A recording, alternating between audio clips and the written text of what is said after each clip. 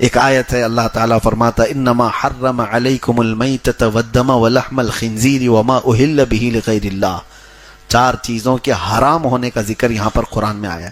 اللہ فرماتا ہے بے شک اللہ تعالیٰ نے تم پر حرام کیا ہے مردہ کھانا.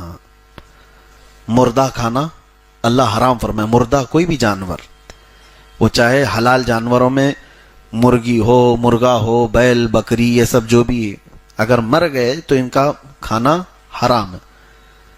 اور خون والدم، اللہ فرماتا ہے خون کا کھانا تمہارے لیے حرام ہے. ولحم الخنزیر، اور سور کا گوشت، اس کا کھانا حرام اللہ تعالیٰ نے فرمایا.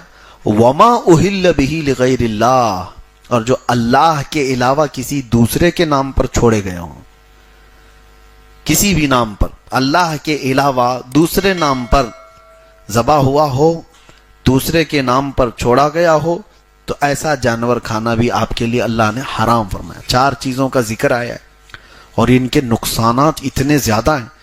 میں آج سوچا تھا اسی پر آپ کے سامنے گفتگو کروں کہ خنزیر کے گوشت کو حرام کیوں کہا. کبھی آپ نے ریسرچ کیا ہو تو معلوم ہوگا خنزیر کے اندر جتنی شہوت ہے وہ دنیا کی سب سے غلیظ، وہ ایسا جانور ہے غلاظت میں رہتا اور غلاظت کھانا اس کے لیے نارمل چیز. اور جس جانور کو بندہ کھاتا ہے اس کی حرکتیں اس کے اندر آنے لگتی ہیں.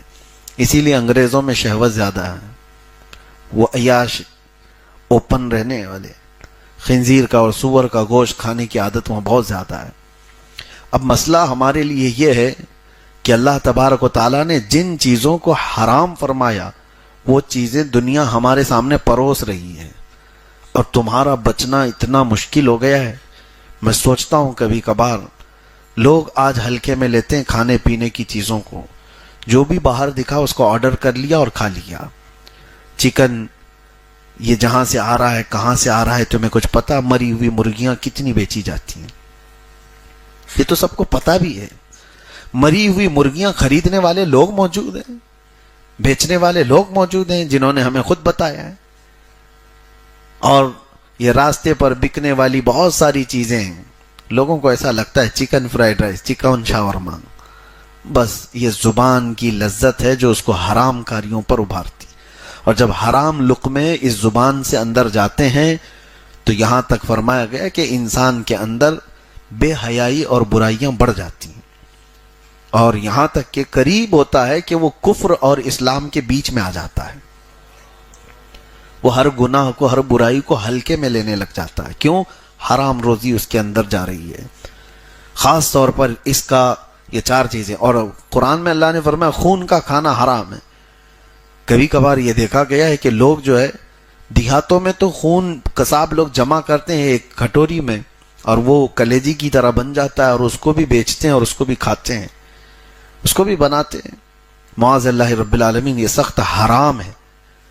اور یہ تو چلے آپ کو گھن لگ رہی ہے کہ لوگ کیسے کھٹوری میں خون کو جمع کر کے اس کو کلیجی کی طرح بنا کر کھا لیتے ہیں، لیکن بسا اوقات یہ دیکھا گیا ہے کہ گوشت کے اندر بھی خون لگا رہ جاتا ہے.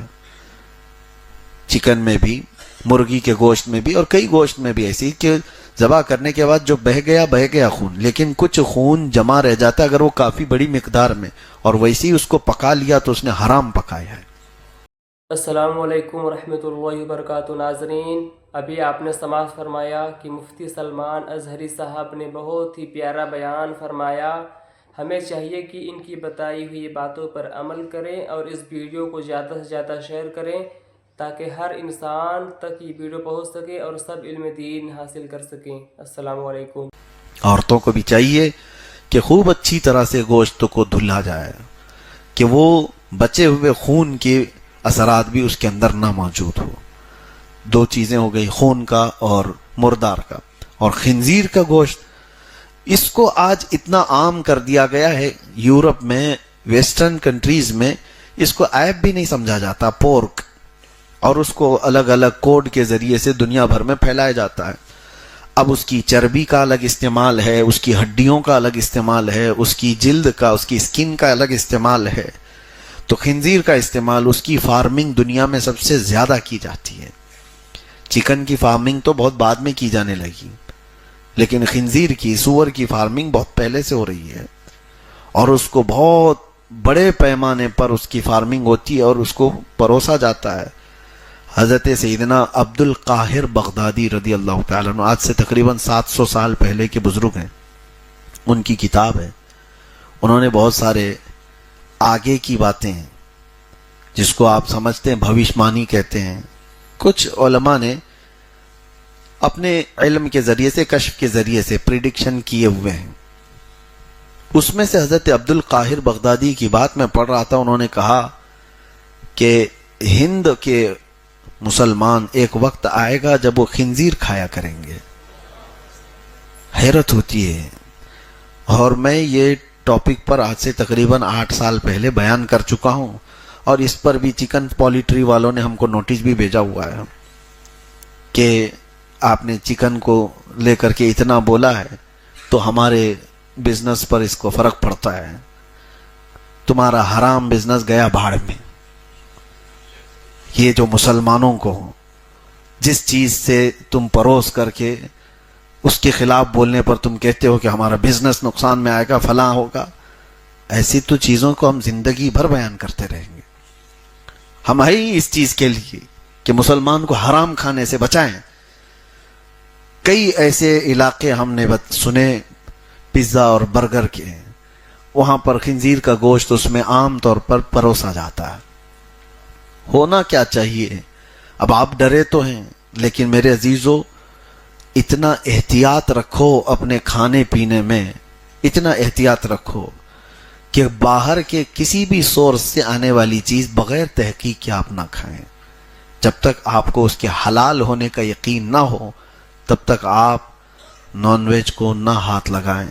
آج کے دور کی آپ کے لیے سب سے بڑی ضرورت ہے، ایک بار کسی کے پیٹ میں حرام لقمہ جاتا ہے تو اس کی نسلوں پہ بھی اثر کرتا ہے، گھر تو گھر، اس کی نسلوں پہ بھی اثر کرتا ہے۔